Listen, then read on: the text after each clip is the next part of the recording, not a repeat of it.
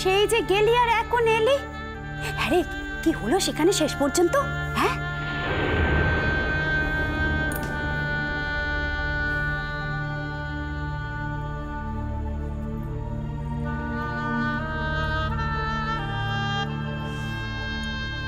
আরে জামাই বাবা জীবন আসেনি কো, নাকি তাকে ওই থানায় ধরে রেখে দিয়েছে? না মা, তার বাপ জ্যাঠা গিয়ে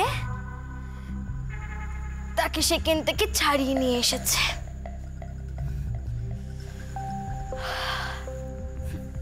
সে এখন বাড়িতে। বাড়িতে? বাড়িতে মানেটা কি রে? বাড়িতে মানে বাড়িতে? বাবা রে বাবা, মেয়ের গলা শোনো। হ্যাঁ, যেন ওনার বর একটা কত বড় গুণের কাজ করেছে, তাই উনি একেবারে মায়ের সাথে হেকিয়ে হেকিয়ে কথা বলছে। মা,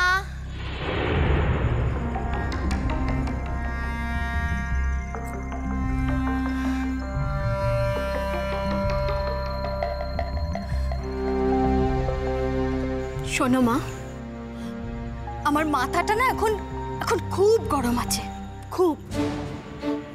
দয়া করে আমার সঙ্গে মুখ নাড়তে এসো না গো। আহা গো, মরে গেলুম আমি। মেয়ের এখন মাথা গরম আছে? বলি তোর মাথা গরমের ধার ধারি নাকি আমি? বয়ে গেছে। ব্যাস, শুরু হয়ে গেল তো, শুরু হয়ে গেল। উফ, কদিন যেতে না যেতে একেবারে একেবারে সমূর্তি ধারণ করে ফেললো। ময়না, তাহলে তোর কি মা, তাহলে তোর কি? আমার স্বামী, আমার স্বামী তিনি বলে দিলেন, আমাকে বলে দিলেন যে তিনি তিনি আর এ বাড়িতে আসতে পারবেন না গো। আর এই যে আমার মা, আমি বাড়ি ঢুকতে না ঢুকতে তিনি তিনি আমার সঙ্গে কন্দল করতে শুরু করে দিলেন। একটা থাপ্পড় দেবো তোমার গালে, একটা থাপ্পড় দেবো। হ্যাঁ, আমি তোমার সাথে কোন্দল করছি না? তুমি আমার কোন্দল করার যোগ্য বুঝি? মেয়ের কথা দেখো না, যার বরকে থানায় ধরে নিয়ে যায় তার গলার কি জোর, বড় বড় কথা।